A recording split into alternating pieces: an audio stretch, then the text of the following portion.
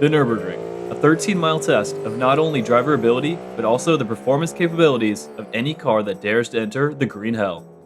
There's a reason manufacturers are locked in a feud over who can set the fastest lap times with their production cars.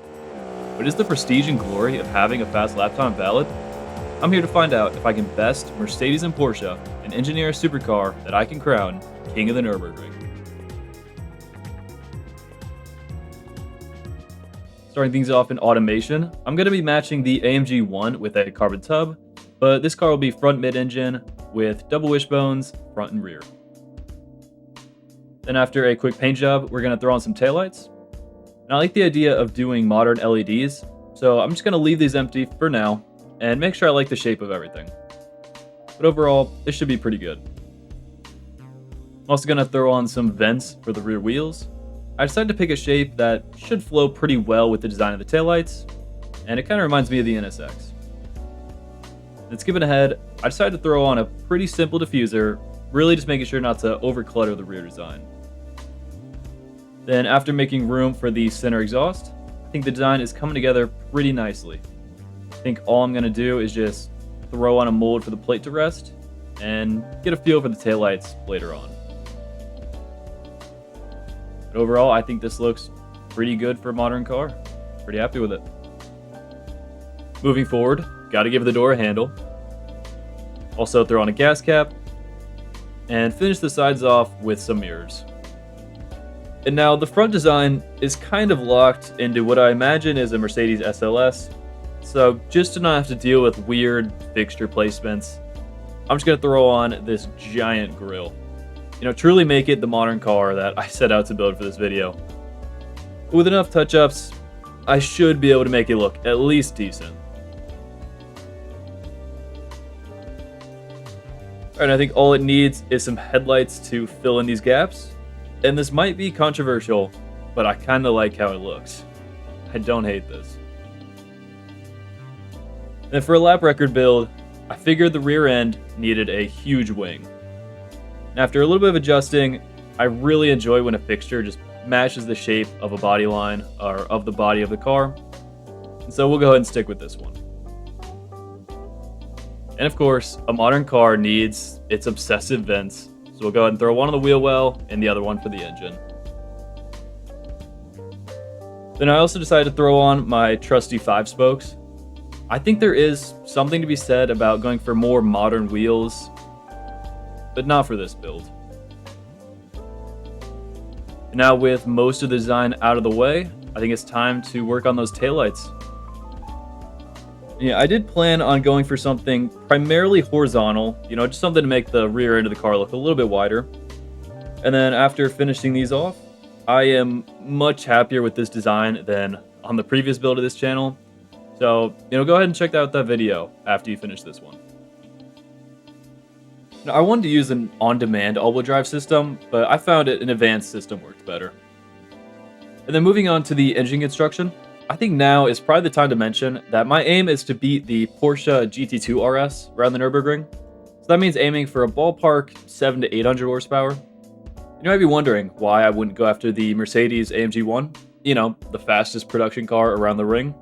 That's because the AMG 1 uses a Formula 1 derived hybrid system that I know is possible to somewhat recreate via messing with some game files, but it's difficult to replicate in automation and Beam. So we're targeting the 643 lap record of the Porsche. And after all the tuning is done, we're left with a 6.4 liter V8 making 830 horsepower. I want to give the car a 7-speed dual clutch with a top speed well over 200. Maybe like 216, and we'll throw in an electric diff. The wheels are going to be carbon fiber, match that paint we did earlier. I also want to go ahead and give the car huge carbon brakes just to help it stop better on the ring. Electric steering and modern traction aids as well. And finally, a suspension system that should translate pretty well to BeamNG. Then after going back and tuning the aero a bit, automation seems to believe this should handle pretty well. Brake force is good, and sportiness is 100. I generally like to start off my interiors with a dashboard. You know, it really is just the focal point of an interior, so got to make sure to get that right. And then, once again, just to fit the build of a modern car, gotta fill the entire thing with screens. Why not? And it's at this point, I want to ask you guys, you know, do you enjoy seeing as much detail in the interior as, say, the rest of the car? You know, I generally spend just enough time to get something cohesive, but I want to know if you guys want to see a more expansive custom interior, or if you're fine with something on par. All right, and then just go ahead and give you guys one more look before we see it again in Beam. But I almost forgot to give this car wipers. So just gotta take a look around, make sure I didn't forget anything else. I decided to actually finish off the build with a big hood vent. You know, just let that giant V8 breathe a little. And then just take a second and look around the car. I'm actually quite happy with how this one turned out. You know, that front end might not appeal to everybody, but the G80 M3 grew on us. Hopefully it grew on me, so maybe this car will too. Without further ado, let's go ahead and hop into BeamNG. You know, I figured before we go ahead and get this thing out on track, I think it's a good idea to just take it around the street, you know, take it around traffic, and figure out what this thing can do in a situation that most people, you know, are familiar with, where this car is going to spend most of its time. So I think, you know, a track test is a great way to figure out the performance capabilities of a car, but it's not exactly relative. You know, most people aren't going to be tracking, most people don't have track experience at all, and this is meant to be a production car lap record. And so the street is where this car is going to spend most of its time, and I think it's a good idea to just figure out what it can do in its natural habitat. I say that as I completely lose control. Alright, let's go ahead and get a little acceleration test. Immediately, really fast, way over 100 already. Slow down. I know suspension is a little stiffer than I usually make my cars, so bumps are gonna be difficult. Yeah, see, that's why we don't test it on the street. Okay, you know, maybe I'll just go the other way. Alright, let's go ahead and take it the other way. Maybe actually get a little 0 to 60 test here. Alright, dump it. Immediately over 60. 0 to 100 is really quick too. I think automation was estimating 0 to 60 on this was about 2.8 seconds, somewhere around there. I don't really think power is going to be, you know, the deciding factor of this lap time. I think it comes down to handling. You know, the Nürburgring, very technical circuit. Obviously, curbs are deadly if you've ever, you know, driven on it. Whether, you know, in sim, real life. You would know, avoid most of the curbs. Not exactly a runoff area. That's why it's considered so dangerous. But, you know, there's not a lot of runoff area on the street either. So, honestly, not a bad place to test this thing. I will say for aero, you know, I did go pretty overboard. It's got, you know, front splitter, side skirts, huge wing. So I don't think, you know, that's going to be the issue. It's going to be, you know, maybe some of the low speed stuff, and then maybe the high speed stuff will be difficult just because of the way, you know, these cars export from automation into Beam.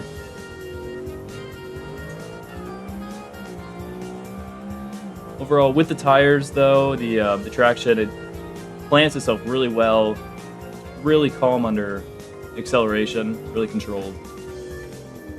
Overall, I think this thing should be set up pretty well to get a strong lap time. And then, final thing I will say, I've heard you guys in the comments about, you know, putting on the Beam tires. Usually, I kind of avoid it sometimes just because the automation tires handle well enough in most situations, and throwing on the Beam tires messes up the suspension geometry a little bit. I just find the cars handle a lot differently, you know, not always for the better. But I think, you know, I'll spend some time messing around with it for this lap once we get it on the ring, and, you know, we'll figure it out how it handles with the Beam tires, with the proper, you know, grip calculations, however that works. Should probably look into it more, but, you know, we'll try it out. So just some thoughts to kind of conclude this little road test of the car. Acceleration is great. Handles pretty well, you know, low speed stuff. High speed, obviously it's really hard to test all the traffic here. Don't really know what's going on here. you know, it almost had that. I was about 90, almost 100. So, you know, just be cautious of the speed, be cautious of bumps. Nürburgring's not exactly a smooth road. Let's just take this thing over to Germany and see what we can do.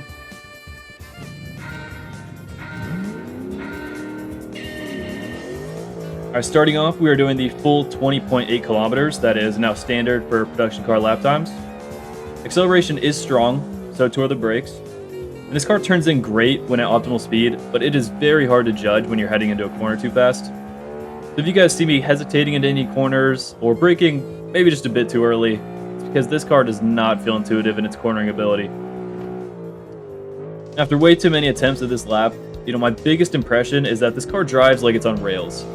Now, in normal context, that's a great thing. It means the car corners very well and grips strongly. But for this car, it does not respond well to my inputs at the limit. I feel like when I turn at top speed, it just does not want to listen to me, and it's very easy to drive this thing into a wall. Now, getting hard on the throttle before fluke plots, I want to make sure to brake pretty early here, just because, you know, this car is still susceptible to getting airborne, despite how much downforce I gave it. Now we get an opportunity to see how fast this thing can go.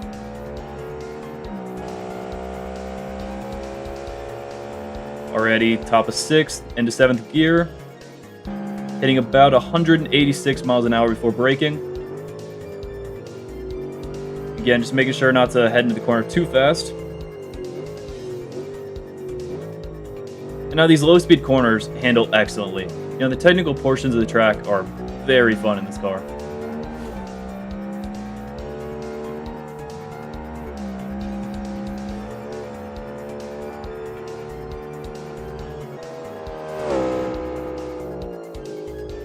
Despite what you'd normally expect at the ring, this car absolutely eats curbs.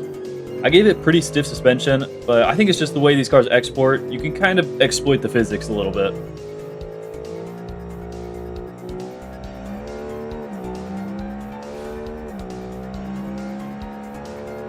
Then coming up on Rebel Tree, you know. Making sure to brake real early here. I've had a lot of attempts over driving and ending up in that grass patch, so I want to be extra careful around this section. And then this upcoming section should give you guys a pretty good idea of what I meant about the curbs. You know, after wrestling with this car for so long, I got a little sloppy in my racecraft, and you guys can start to see it around here. And we're also starting to get to the point where I'm not entirely familiar with the circuit.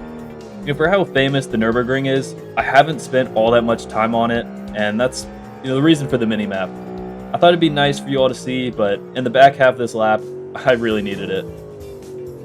I haven't really been into sim racing in quite a long time, and so just a mix of not having a lot of experience with the Nürburgring and, you know, being away from the steering wheel for a while. The back half of this lap gets a little sketchy, and you guys will see that.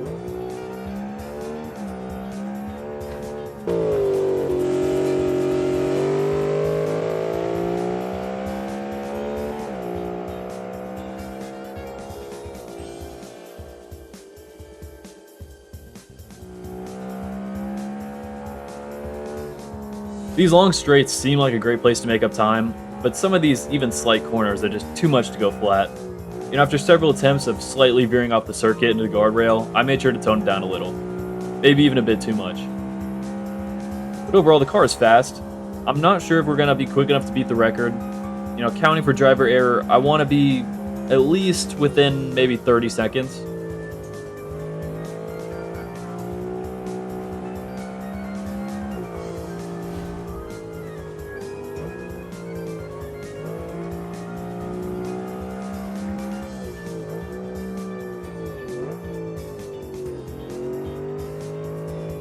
Coming up in the carousel gear, this should be a great place to see how well the suspension is tuned.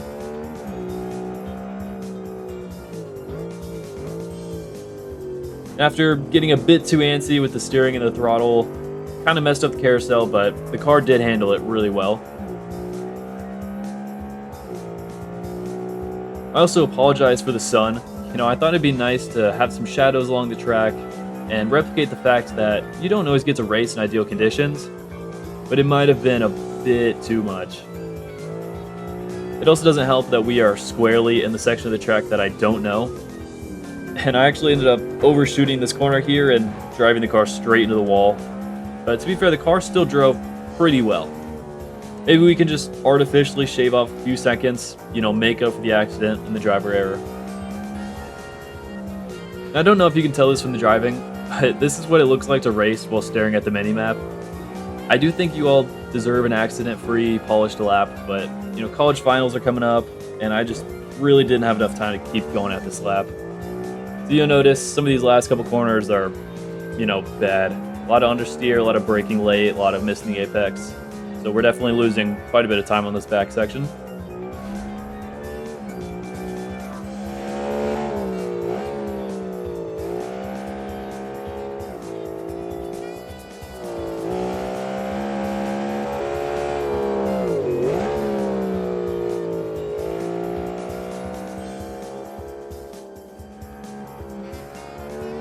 And then coming up on the straight, we're in a good place to finish the lap strong. I don't know if it's the damage or the suspension or just the way the car exported, but it gets really wobbly at speed here. Exceeding 200 miles per hour is sketchy to say the least.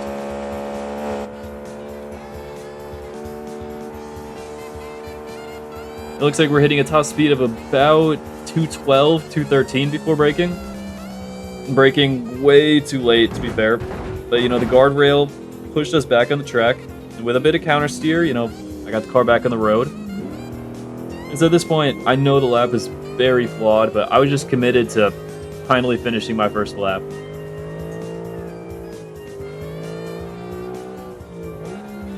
And we're finishing it strong over the line with a 740.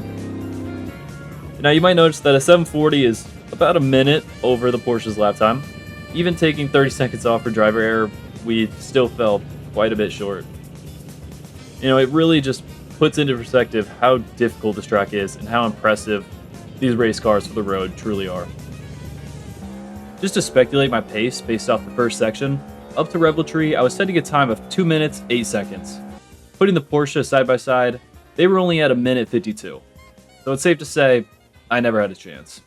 And with that, I'd like to thank you for watching, and if you enjoy automation and BeamNG content, why not leave a like and subscribe, and tune in for the next one. See ya.